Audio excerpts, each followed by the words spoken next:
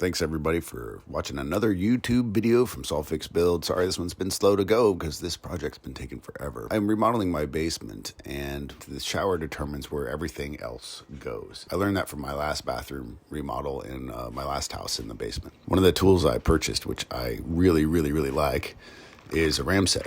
And Ramset uses 22 cartridges and it shoots nails. And in this case, I'm using 1 1/4 inch nails to shoot the metal studs into the floor.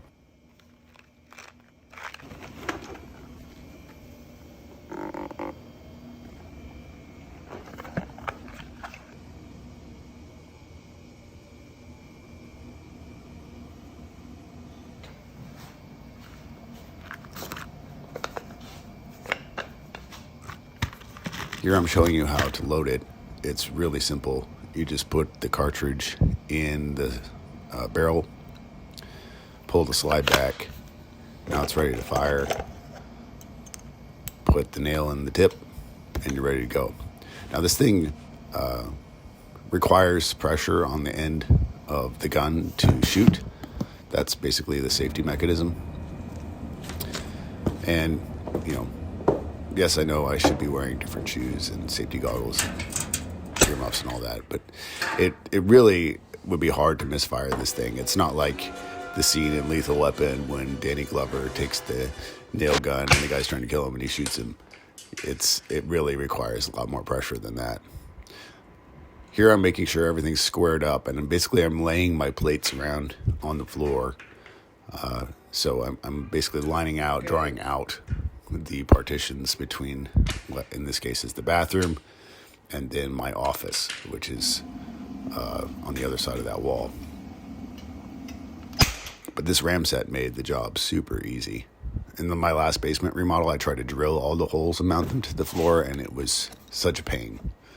So this tool is well worth it. We have poured concrete walls in this basement, and so I needed something to attach the framing to the wall, so I put these ledgers up there and then I could nail to those. Now one thing I needed to accommodate on that wall is you can see that there's a sink drain that goes along the wall and that's slanted. Someday, I don't know what I'll do after the wall's done. Maybe I'll put a soffit up or something to cover that up, but for now that's the structure of the wall. So I basically got the shower laid out and now I could have everything else laid out.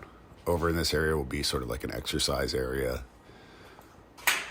On the other side of that is my office. It's a small little office and more ledgers that are nailed up on top of the wall there. There's a gap behind my shower base, and I'm not sure if it's just because that's how when the plumbers put in the rough plumbing, they laid it out, or if I could have gotten a shower base that was a little bit wider.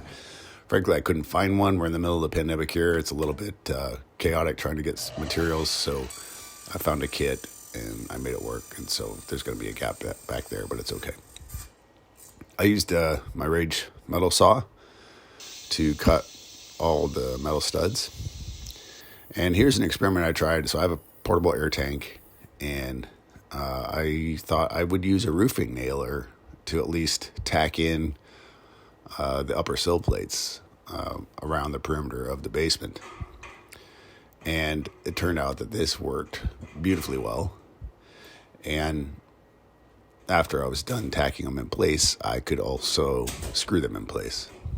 Metal studs like to be screwed together. You use self-tapping metal screws, but they're kind of a pain because when you push on them with the screw, the thin metal tends to bow and flex, and when that happens, it can slip, and then you're not getting a good grip on it. You're not getting a good penetration for it. There are two ways to handle that. One is you can use a tool that like pinches and crimps the studs together, of which I have one, and then once that's done, you can put a screw through the crimp or through the punch.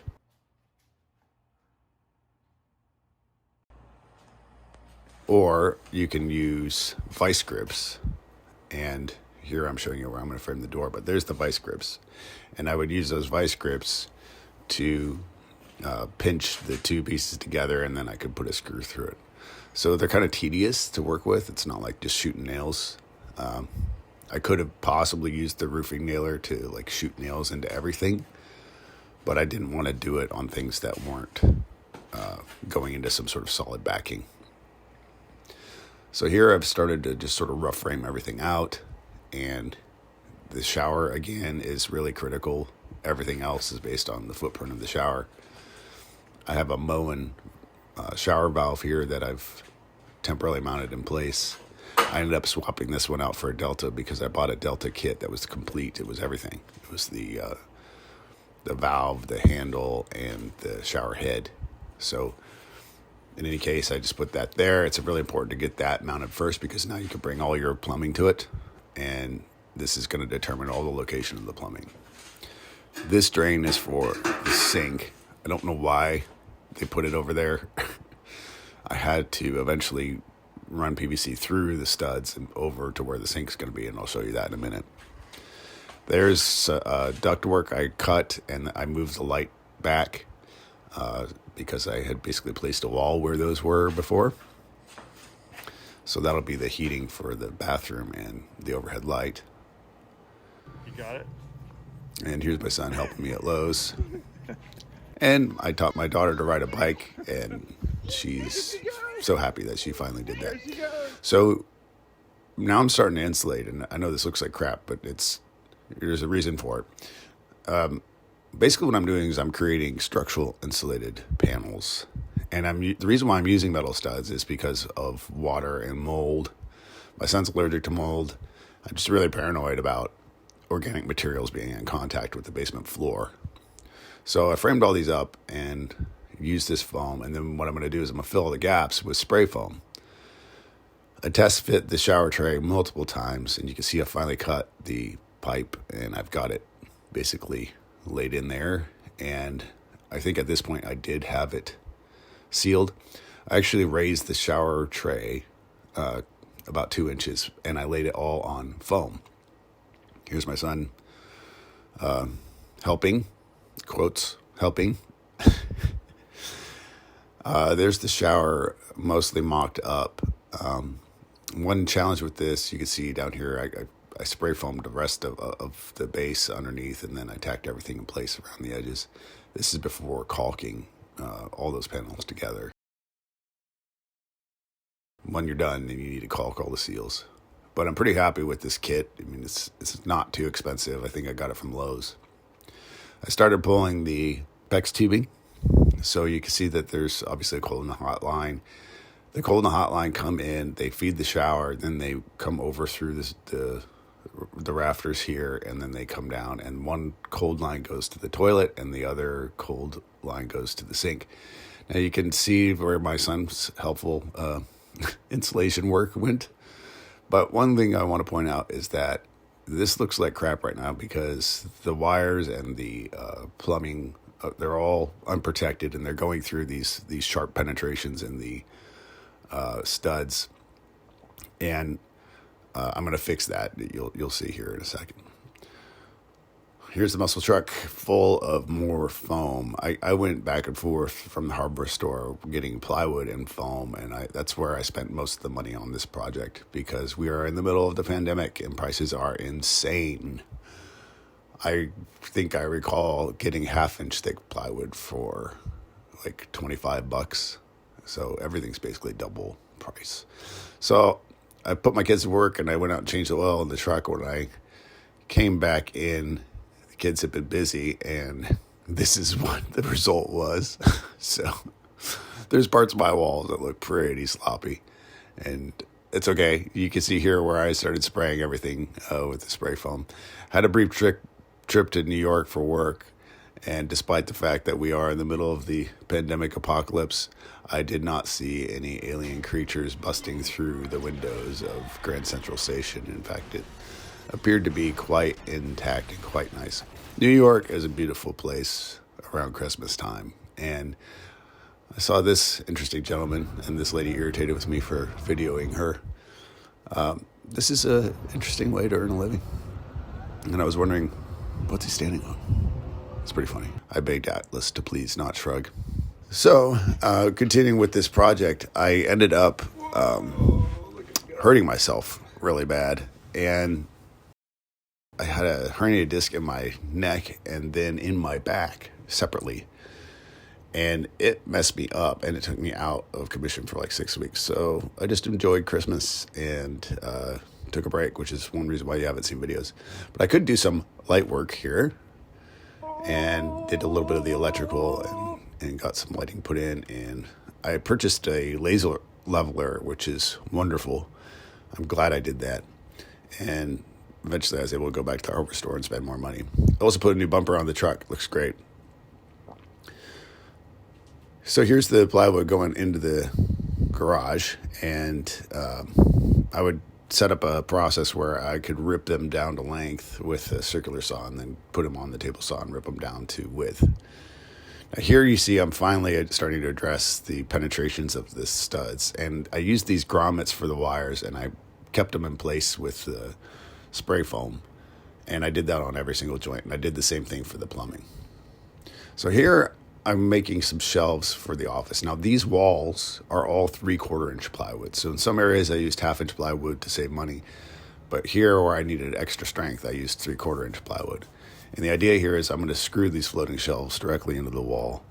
And the reason why they're floating is, again, I don't want anything touching the floor. If there's ever a flood in this basement, I want to keep everything off the floor. So here's the boxes, and here's a trick I learned in making drawer boxes. If you tack them together using nails or screws, sometimes you just have a little bit of a mismatch between sides. So I took them all through the table saw and basically squared them all up. And now at least one side of it is completely uniformly flat. And that makes sure that there's no gaps or anything when I screw them to the wall. Now to make those plywood edges look a little better, again, I'm not trying to make the basement look super custom or anything. I actually want it to look a little bit industrial because I'm not sure what we're going to do with the ceiling and stuff, like whether we're going to black it out or we're going to try to hang a ceiling. But we're not trying to make the basement look like it's a finished livable house. We're trying to make it comfortable and a place where we can hang out and maybe watch some TV and do some exercise. But it's not going to be like supposed to look like our living room or anything. So I'm using walnut trim to sort of clean up the plywood edges so you don't really see them. And you can see that the walnut is overlapping, so I'm cleaning that up with a router. My first pass, I tore it out, and I was really irritated with myself for that. I thought I might be able to get away with it, but no, it was pretty messed up. So I took a little bit more time, went a little slower on the rest of them, and just took it off in little bites, and that avoided that problem again. And this one in particular, I had to redo that whole box. But this took forever, and I made a whole lot of sawdust. And I sanded and sanded and sanded forever. And that's what you do when you do a wood project.